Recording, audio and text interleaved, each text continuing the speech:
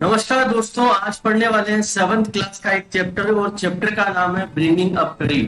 Bringing up का मतलब होता है पालन पोषण, और करी जो एक छोटा एलिफेंट है, छोटा हाथी है, उसका नाम है। और लेखक किस तरह से उसका पालन पोषण करता है, यही सारी बातें हम लोग पढ़ने वाले हैं ब्रिंगिंग अप करी में। इसे लिखा गया है धन गोपाल मुखर्जी के द्वारा। तो देखते हैं इस वीडियो में, इस कहानी में क्या क्या बातें हैं। करते हैं आज के वीडियो की शुरुआत। सबसे पहले ये जान लें कि जब करी को लाया गया तो ये लगभग 5 महीने का था और लेखक जो है उस समय लगभग 9 साल का रहा होगा, और ये दोनों साथ साथ में बड़े हो रहे थे। लगभग 2 साल तक इस हाथी की कोई हाइट में कुछ बदलाव नहीं आया। और ये हाथी कहाँ रहता था? ये एक ऐसे कच्चे मकान में रहता था, एक कच्ची झोपड़ी जैसे मकान में रहता था, जो बड़े बड़े आधार स्तंभों से रखी गई थी और वो छोटी घास फूस से बनाई गई थी, ताकि हाथी जो है बार बार इन पिलर्स पे जब भी टक्कर मारे तो वो गिर ना सके।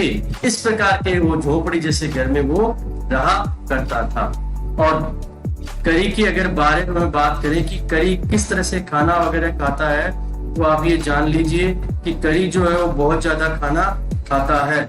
अगर उसके बारे में ये कहें कि वो कितना खाना खाता है, तो एक बार की अगर बात करें तो 40 पाउंड तक वो ट्विक्स का मतलब होता है छोटी छोटी हरी हरी टहनियां जो है उनको एक साथ में खा लेता है, और उनके साथ में वो खेलता भी है।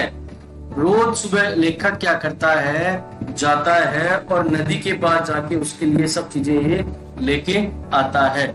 रोज लेखक उसे नदी के पास लेके जाता है, पहले मिट्टी में उससे अच्छी तरह से रगड़ रगड़ के आनंद प्रदान करवाता है, और उसके बाद में उसे वो क्या करता है, पानी में लेके जाता है, ताकि पानी में करी आराम से नहा सके। और जैसे ही करी पानी में नहा लेता है तो उसकी जो त्वचा है वो बहुत शानदार ढंग से चमकने लगती है और करी खुशी से झूमने लगता है। करी को ये सब करना बहुत ही अच्छा लगता है। उसके बाद में लेखक क्या करता है, करी को जंगल के किनारे छोड़ देता है और खुद लेखक एक कुल्हाड़ी लेकर जंगल में चला जाता है, ताकि अच्छी अच्छी लकड़ियां उसके लिए काट के लेके आ सके, जिससे ये करी जो है वो आराम से खा सके। करी जो है अपने खाने के मामले में बेहद चुनिंदा है, क्योंकि वो किसी भी प्रकार की लकड़ियों को नहीं खाता है। वो केवल विशेष प्रकार की अच्छी हरी हरी ताजा ताजा जो शाखाएं होती है उन्हें खाता है, और अगर ये शाखाएं विखंडित हो तो बिल्कुल भी उसे खाना पसंद नहीं करता है। इसलिए मैं जब भी लकड़ियां काट के लेता हूँ तो उसके लिए बहुत ज्यादा ध्यान रखता हूँ, और अच्छी अच्छी लकड़ियां उसके लिए मैं काट के लाता हूँ। एक बार की बात है, मैं इसी प्रकार से जंगल में गया हुआ था और मैं लकड़ियां उसके लिए इकट्ठा कर रहा था। अचानक करी ने मुझे बहुत दूर से आवाज दी। मैं समझ नहीं पाया कि ऐसा क्या हुआ। शायद करी खतरे में था और वो मुझे सहायता के लिए बुला रहा था। मैं दौड़ के गया और मैंने देखा, मैं जब वहां पहुंचा तो मैं बड़ा ही चकित रह गया, क्योंकि वहां मेरे सामने जो सीन था वो बिल्कुल अलग था। वो क्या सीन था, मुझे पानी में एक छोटी सी सूंड जैसी दिखाई दी, और फिर मैंने सोचा कि करी जो है वो पानी में गिर गया है, वो डूब रहा है। अब मैं करी को कैसे बचा सकता हूँ? मैं तो करी से बहुत छोटा हूँ, करी बहुत भारी है, मैं इसे कैसे बचाऊं? पर मुझे बाद में दिखाई दिया कि एक बच्चा भी है जो पानी में डूब रहा था और करी उसे बचाने का प्रयास कर रहा था। अब करी मुझे ये कह रहा था कि चलो आप उस बच्चे को बचाते हैं।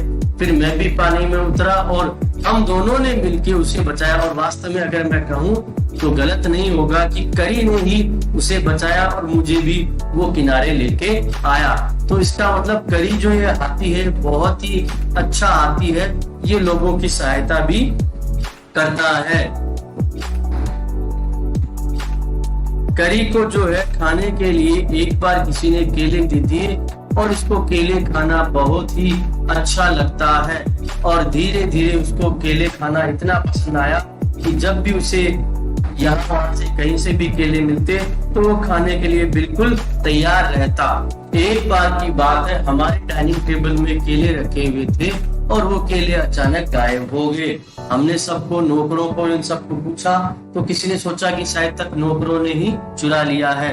कुछ दिन बाद में वापस केले चोरी हो गए तो हमने सबने आपस में एक दूसरे से बात की और मेरे माता पिता सब लोगों ने मुझ पे आरोप लगा दिया कि ये केले तुमने ही चुराया है। एक दिन मैं जब डाइनिंग टेबल पे बैठा था डाइनिंग रूम में, तो मैंने क्या देखा, एक मोटा सा सांप जैसी आकृति खिड़की से आ रही है और केले लेके जा रही है। मैंने सोचा कोई बहुत बड़ा सांप होगा और मैं आज जाकर इसका पता लगाता हूँ, क्योंकि मुझ पे भी आरोप लगा है चोरी का और नौकर पे भी आरोप लगा है। मुझे पता लगाना होगा कि ये क्या मामला है। अब मैं इसे देखने के लिए जब बाहर गया तो मैंने क्या देखा, मैं बहुत ही आश्चर्यचकित रह गया, क्योंकि करी जो है वो आराम से मजे से अपने यहाँ बैठ के केले खा रहा था और उसके पास केले भी पड़े हुए थे। इसका मतलब अभी तक जो केले चुराए गए वो केले करी ने चुराए गए थे। फिर मैंने क्या किया, मैंने फटाफट करी का कान पकड़ा और कान पकड़ के अपने माता पिता के पास लेके गया। फिर मेरे माता पिता ने और हमने करी को बहुत ज्यादा डांटा। उसके बाद में करी ने ऐसा करना बिल्कुल छोड़ दिया। करी एक बहुत ही समझदार जीव था और अब जब कभी उसकी इच्छा होती तो हम उसे अक्सर केले वगैरह दे दिया करते थे। लेकिन करी ने फिर उसके बाद में कभी भी केले नहीं चुराए। ये उसकी बहुत ही अच्छी बात रही थी। जो एक छोटा हाथी होता है उसको हमें सिखाना पड़ता है कि किस तरह से बैठना है और किस तरह से उठना है। धीरे धीरे उसे ट्रेनिंग देनी पड़ती है। अगर आपके सामने आप क्या करते हो, हाथी का कान पकड़ के कहते हो धत, तो क्या होगा, वो धीरे धीरे बैठना सीख जाएगा। और उसी प्रकार से अगर आप कहते हो मली, तो वो क्या करेगा, धीरे धीरे खड़ा होना सीख जाएगा। लेकिन अगर करी की बात करें तो करी ने मली तो है वो तो 3 पार्ट में ही, सब में ही सीख लिया, लेकिन उसको धत सीखने में लगभग 3 सप्ताह लग गए। धीरे धीरे वो उठना बैठना दोनों हमारे आदेश पे करने लग गया था। अब वो धीरे धीरे मुझसे बड़ा हो चला था। और सबसे बड़ी जो विशेष बात होती है एक हाथी को सिखाने के लिए, वो होती है मास्टर कॉल। मास्टर कॉल का मतलब होता है हाथी का जो मालिक होता है वो उसे जब बुलाता है तो हाथी क्या करता है, कहीं भी जंगल में दूर हो वो भागता दौड़ता हुआ रास्ते में जितने भी पेड़ पौधे आएंगे उनको उखाड़ता हुआ आपके पास आ जाएगा। आप जंगल में गए हो और कभी खो गए हो और आपने हाथी को बुला लिया तो हाथी तुरंत आपको जल्दी से जल्दी ढूंढ लेगा और आपके पास पहुंच जाएगा। तो ये इस तरह से करी जो है ये बहुत ही शानदार कहानी है। और करी को जो मास्टर कॉल हमने सिखाई है एक विशेष प्रकार की एक कॉल थी और धीरे धीरे करी वो सीख गया। इस प्रकार से ये कहानी यहाँ पे करी की समाप्त होती है।